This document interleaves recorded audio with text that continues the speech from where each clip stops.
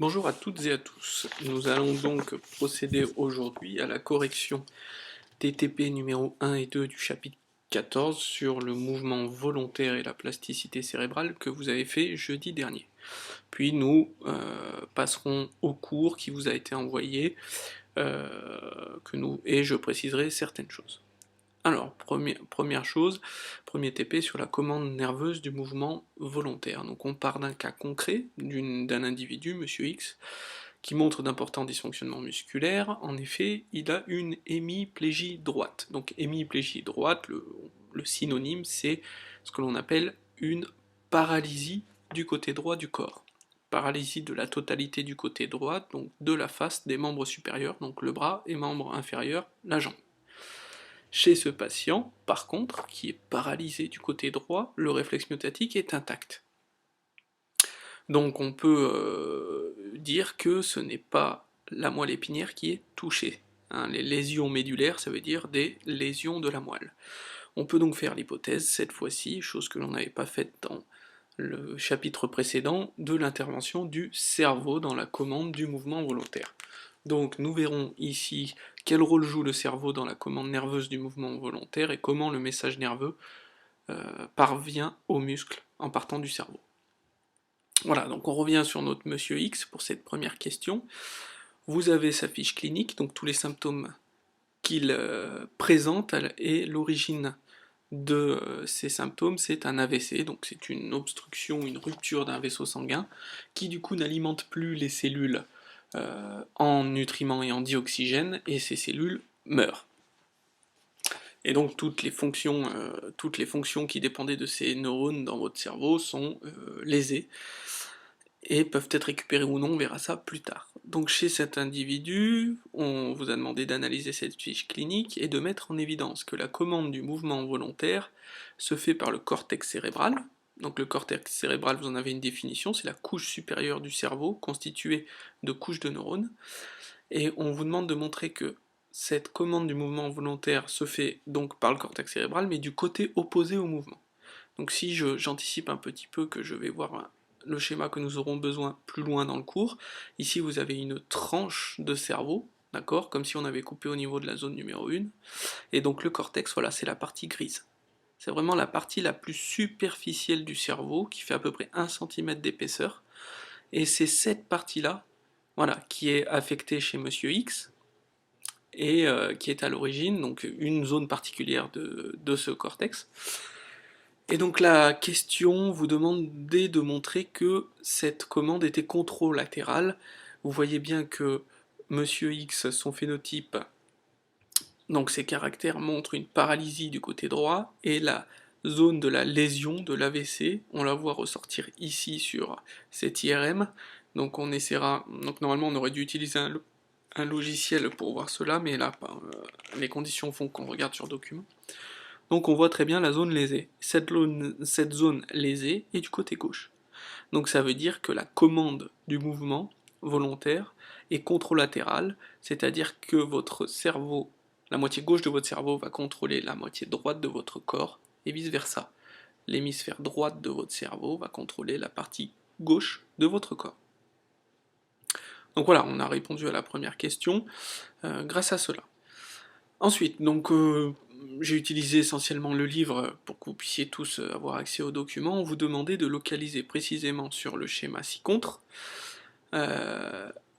dans quel lobe se situe l'aire corticale motrice, donc la partie du cortex cérébral qui va commander les mouvements volontaires. Donc vous avez les différents lobes, frontal pour devant, pariétal en haut, occipital vers l'arrière, temporal sur les tempes.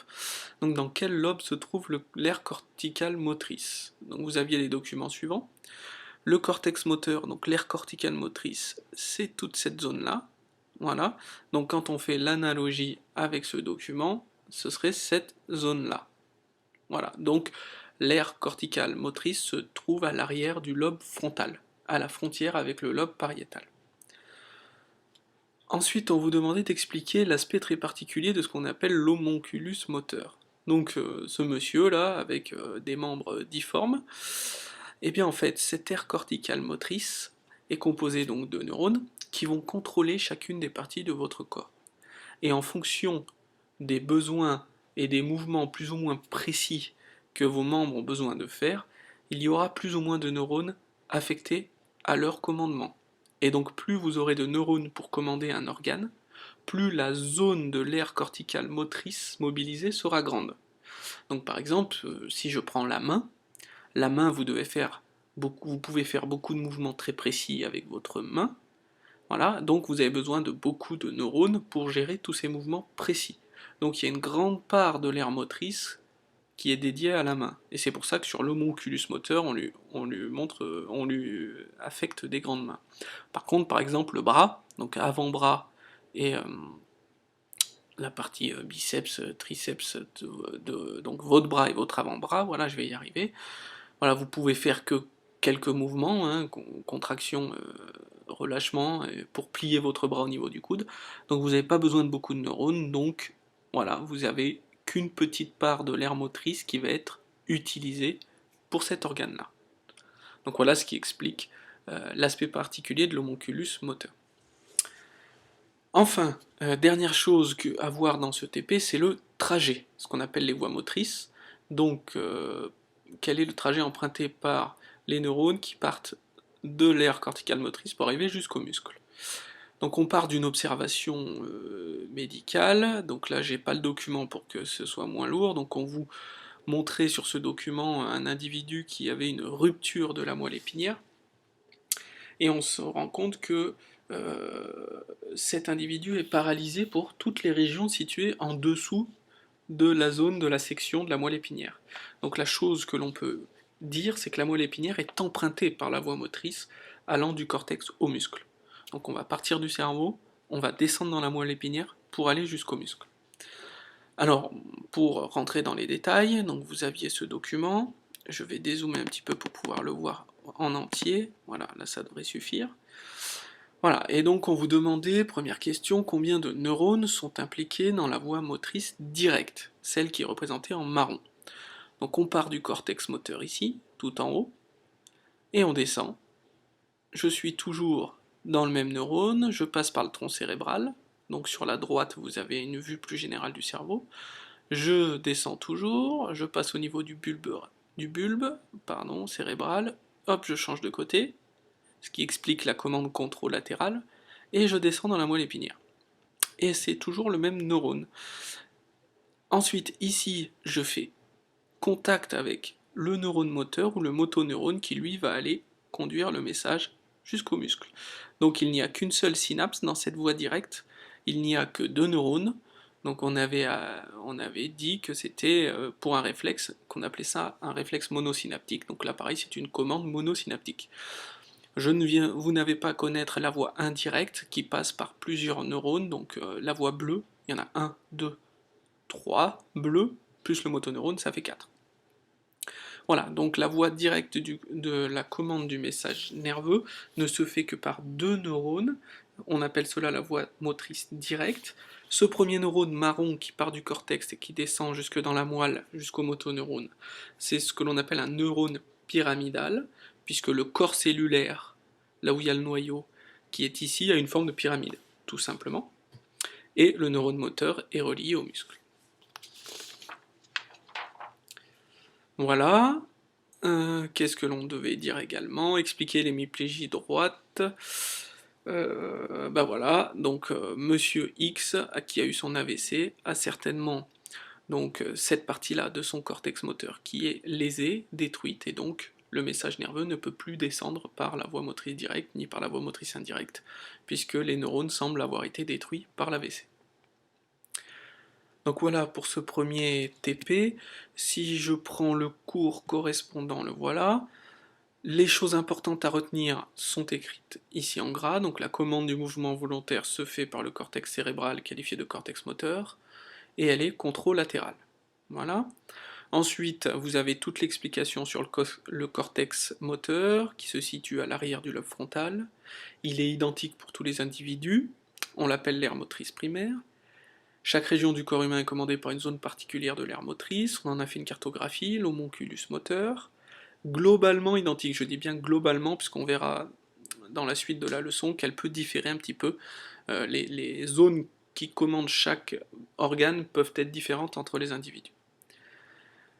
La surface de chaque zone de l'aide motrice, voilà, est notée ici, varie en fonction de la précision des mouvements accomplis par cette zone, c'est-à-dire de la mobilité de la zone. C'est ce que je vous expliquais, les mains, la bouche ont besoin d'une grande mobilité, donc l'aire motrice en consacre une grande surface. Les voies motrices, donc la moelle épinière est empruntée par la voie motrice allant du cortex au muscle. Vous avez ici l'explication de cette voie, donc qui met en jeu deux neurones, le neurone pyramidal et le neurone moteur. Ici j'ai fait quelques remarques supplémentaires que vous lirez. Et les voies motrices sont croisées car au niveau du bulbe, les axones passent de l'autre côté. La zone où il y a un changement de côté des neurones, c'est ce qu'on appelle une décussation. Comme c'est un neurone pyramidal, on dit que c'est une décussation pyramidale, et donc ça explique la commande contrôle-latérale. Donc ensuite, dans le deuxième TP, on s'est intéressé de plus proche aux motoneurones, aux neurones moteurs, et à son rôle intégrateur. Donc on va reprendre le deuxième TP que vous aviez à faire. C'était celui-là. Voilà. Hop, ça c'est la correction, donc je remonte un petit peu. Je reprends l'introduction. Donc rappelez-vous, lorsqu'on avait fait les enregistrements du réflexe myotatique mais en fléchissant volontairement le pied, on n'avait obtenu aucun enregistrement. Donc le but ici c'est d'expliquer cela. Donc on vous demande tout d'abord d'indiquer sur le schéma dans quel état sont les muscles contractés ou relâchés et pourquoi parle-t-on de muscles antagonistes. Donc volontairement vous aviez fléchi, contracté ce muscle pour pouvoir faire remonter votre pied en crochet. Donc le muscle fléchisseur du pied est contracté, le muscle extenseur du pied est relâché. On parle de muscle antagoniste puisque quand l'un est relâché, l'autre est contracté. Les deux ne peuvent pas être relâchés en même temps ou contractés en même temps. Il faut qu'il y en ait un forcément qui se contracte un petit peu et que l'autre se relâche un petit peu à tout moment. C'est la définition de muscle antagoniste. Ensuite, on vous demandait, d'après vos connaissances sur la commande du mouvement volontaire, donc à partir du premier TP, de prolonger sur le schéma le neurone cérébral, c'est-à-dire le neurone pyramidal qui arrive du cerveau. Donc il arrive ici par la droite, par la moelle épinière, et voilà, ici il était coupé. Donc ce neurone, il faut le prolonger jusqu'au, donc là je l'ai fait en rose, jusqu'au neurone motoneurone qui va permettre de fléchir le muscle fléchisseur du pied, de le contracter. Donc il fallait prolonger ici. Alors chose que l'on reverra plus tard, vous voyez que le motoneurone se divise en deux parties. Il va être relié directement au motoneurone qu'il doit exciter, mais il va être relié aussi au motoneurone du muscle antagoniste, par l'intermédiaire d'un neurone vert ici qu'on appelle un interneurone. Je reviendrai tout à l'heure sur son rôle. Ensuite, à partir des données qu'il y a dans l'encadré, compléter le schéma, c'est-à-dire est-ce que les motoneurones des muscles antagonistes ont une activité faible, à nulle ou forte. Donc là, c'est relativement simple. Un muscle qui doit être contracté va recevoir des informations du motoneurone, donc forte activité du motoneurone dans ce cas-là, alors que le muscle antagoniste du mollet qui doit être relâché, lui, recevra une faible ou alors une nulle activité de son motoneurone pour qu'il soit relâché. Ensuite, sachant que les motoneurones peuvent être stimulés ou inhibés. Stimulés, ça veut dire activé, inhibé, ça veut dire non activé. Déduire du schéma ce qui explique cette forte activité du muscle extenseur alors que l'autre qui était excité par le neurone sensoriel de ce muscle suite à la percussion du tendon. Alors, je m'explique un petit peu mieux. Je vous rappelle la situation. Vous avez enregistré un réflexe myotatique en fléchissant volontairement votre pied. Et vous n'avez obtenu aucun enregistrement. Mais pourtant, vous avez fait un réflexe myotatique, c'est-à-dire que vous avez tapé avec votre marteau ici. Donc, le neurone sensoriel, le neurone en T, a dû envoyer un message nerveux jusqu'à la moelle pour activer en réponse le neurone moteur du mollet, voilà, pour qu'il se contracte. Or, il n'y a pas eu de contraction. Donc ça veut dire que ce neurone, au final, n'a pas pu, en réponse à son étirement, contracter le muscle.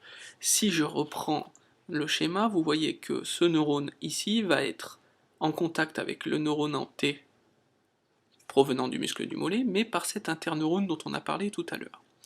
Et bien en fait, le motoneurone a reçu une information positive excitatrice du neurone en T, qui est en bleu ici, mais il a reçu une information négative inhibitrice de l'interneurone qui est là. Pourquoi il a reçu une information inhibitrice par cet interneurone? Parce que le neurone cérébral provenant de votre cerveau, de votre volonté, qui a dit que vous voulez volontairement contracter le muscle fléchisseur.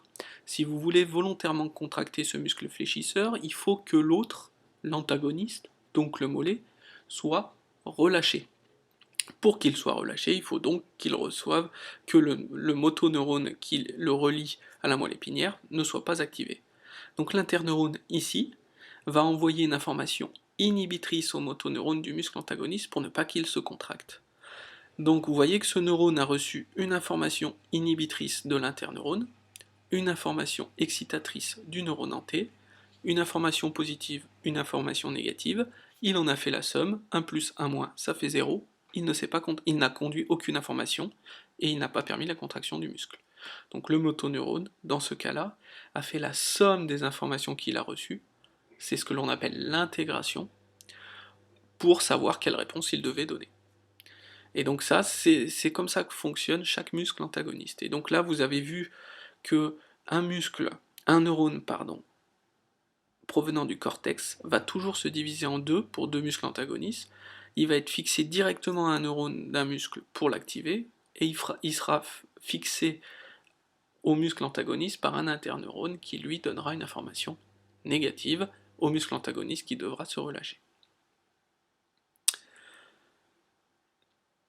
Voilà, donc montrer que cet exemple permet de mettre en évidence l'intégration, donc là on vient de le faire, je reprendrai dans le cours, et vous aviez un petit travail sur le logiciel sommation spatiale pour montrer cela. Alors ce petit travail, on peut le regarder rapidement sur logiciel sommation spatiale, voilà, je l'avais fait l'autre jour. Voilà, donc vous avez votre motoneurone ici. Je fais 3 informations excitatrices, une information inhibitrice. Je peux faire une stimulation, je démarre, hop. Alors là, vous voyez que il faut quand même une majorité d'informations excitatrices par rapport au nombre d'informations inhibitrices pour que ça fonctionne. Là, si je fais 3 plus 1 moins, vous voyez que ça n'a pas marché. 2 plus 1 moins, ça n'a pas marché. Si je fais 4 plus 1 moins, là c'est suffisant, ça a marché. Si je fais 2 plus 3 moins, voilà, donc vous pouvez faire tout un tas d'expériences et montrer que le motoneurone va faire la somme des informations qu'il reçoit. Alors sur ce logiciel, vous n'avez pas à savoir pourquoi exactement dans les programmes, mais voilà, 3 plus et 1 moins, au final on n'a pas eu d'informations. Mais nous, ce que l'on retiendra pour notre cours, c'est le rôle intégrateur. Le neurone va faire la somme des informations, excitatrice et inhibitrice, pour savoir quelle réponse il doit donner. Donc si je reviens à la leçon,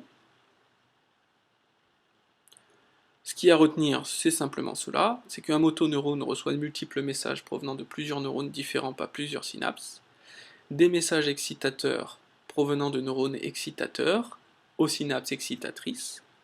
Donc ces synapses excitatrices, c'est celles qu'on a vues la semaine dernière avec l'acétylcholine, mais aussi des messages nerveux inhibiteurs provenant de neurones inhibiteurs, donc ce sont les interneurones en vert, qui eux ont des synapses inhibitrices avec le motoneurone, et le neurotransmetteur ici, c'est pas l'acétylcholine, c'est le GABA, on en avait parlé rapidement.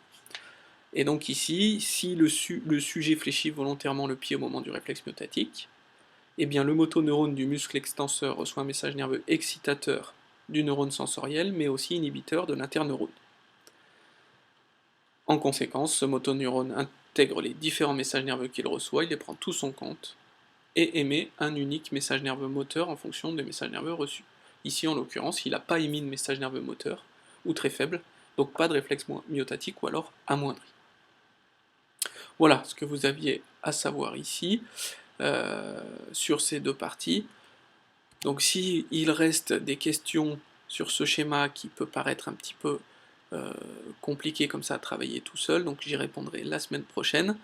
On fera un échange sur Discord au moment du cours, donc il faudra avoir vu cette vidéo avant. Voilà, je le répète, le neurone pyramidal provenant du cortex se divise en deux, une partie qui va directement activer un motoneurone pour l'exciter, puis une autre qui, par l'intermédiaire d'un interneurone, va inhiber le motoneurone du muscle antagoniste. Comme ça, il y en a un qui sera excité, l'autre qui sera inhibé. Voilà, donc il nous restera à voir dans ce chapitre jeudi en TP simplement la plasticité cérébrale. Donc ça ira assez vite puisque vous l'avez vu en première, puis on terminera ce chapitre la semaine d'après, et je vous laisserai un petit peu de temps pour assimiler tout ça. Les deux chapitres sur le système nerveux volontaire et involontaire que l'on a vu, les 13 et les 14, un petit peu de temps pour assimiler tout ça. Voilà, merci beaucoup.